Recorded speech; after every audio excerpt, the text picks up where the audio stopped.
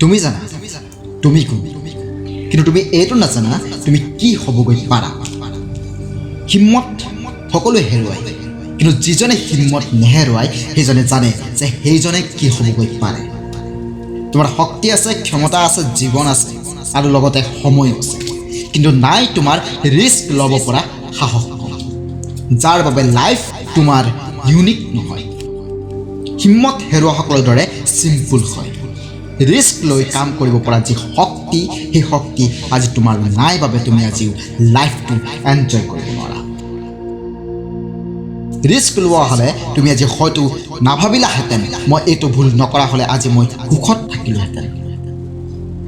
ভুলটোতো সেইটোৱেই না, আমি মাত্ৰ ভাবিবহে পাৰোঁ কিন্তু কৰিব নোৱাৰোঁ। য়েছ, I know life is very tough, it's very complicated, but I also know that life is a war.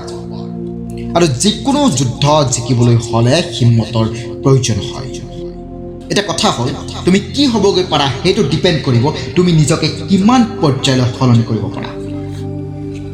সাধাৰণতে আমাৰ এইটো অনুভৱ হয় যে সমাজ, পৰিস্থিতি আৰু অন্য মানুহে আমাক লাইফত কিবা এটা ভাল কাম কৰিবলৈ বাধা দিয়ে। য়েছ, দিছ ইজ ৰাইট, কিন্তু হুৱেৰ ইজ দ্য ৱাৰ? তুমি যদি বাধাই নোপোৱা তেন্তে তুমি যুদ্ধ কেনেকৈ কৰিবা? আৰু যদি যুদ্ধই নকৰা তেন্তে তোমাৰ সাহস, শক্তিৰ কথা তুমি কেনেদৰে জানিবা? তোমাৰ সাহস আছেনে যে তুমি তোমাৰ পৰিস্থিতি সলনি কৰিব পাৰা? তোমাৰ প্ৰব্লেমছবোৰ ভেদিব পৰা সাহস তোমাৰ আছেনে? আজিলৈকে তুমি তোমাৰ লাইফত ইমান প্ৰব্লেমছৰ সন্মুখীন হ'লা, বহুত সহ্যও কৰিলা, কিন্তু কিহৰ বাবে? মাত্ৰ পস্তাবৰ কাৰণে নহয়। তোমাৰ ভিতৰত সেইকণ শক্তি আছে, সেইকণ সাহস আছে যে তুমি এই সকলোবিলাক হোৱাৰ পিছতো নিজৰ ভৰিত নিজেই থিয় দি কাম কৰি যোৱা। তোমাৰ পৰিস্থিতি শুদ্ধ পথলৈ লৈ অহাৰ শক্তি তোমাৰ আছে।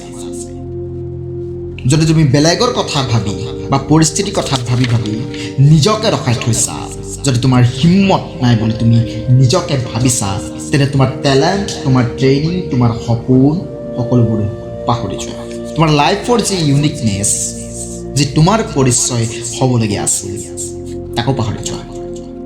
সকলোবিলাক সামান্য কৰি দিয়া আৰু তৈয়াৰ হৈ যোৱা এক এভাৰেজ, এক ডিপ্ৰেছিং লাইফ জীয়াবলৈ। লাইফটোক ৰিগ্ৰেট কৰিবলৈ তুমি সাজু হৈ যোৱা, কাৰণ ইউনিক বনিবলৈ হ'লে হিম্মতৰ প্ৰয়োজন। যুদ্ধক্ষেত্ৰত নমাৰ আগতেই তুমি হাৰ মানিলা। তুমি সময়ক কণ্ট্ৰল কৰিব নোৱাৰা, এইটো সঁচা কথা, কিন্তু তুমি তোমাৰ হিম্মতক লগত তোমাৰ পৰিস্থিতিক কণ্ট্ৰল কৰিব পাৰা। যদি তুমি ৰিস্ক লোৱা যে যি হয় হৈ যাওক, মই এইটো কৰিহে এৰিব, মই চেষ্টা কৰিয়েই থাকিম, তেনেহ'লে এদিন তুমি সফলতাৰ পাহাৰখনৰ একেবাৰে শিখৰত থাকিবা। কোনোটো প্ৰব্লেমছ তোমাতকৈ ডাঙৰ নহয়। তুমি যিকোনো ছিটুৱেশ্যনলৈ সন্মুখীন হ'ব পাৰিবা, কাৰণ এয়া তোমাৰ বাবে প্ৰথম নহয় যে তুমি হাৰিলা। এয়া তোমাৰ বাবে প্ৰথম নহয় যে তুমি তোমাৰ হৃদয়খন ভাঙি পেলালা। এয়া তোমাৰ বাবে প্ৰথম নহয় যে তুমি ঢালত পোত খাই আছা।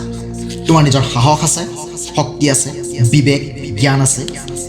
তুমি আকৌ চেষ্টা কৰা, পুৰা ফ'কাছ আৰু পুৰা জোচত কাম কৰি যোৱা, and you will never give up. আমি জিকিম।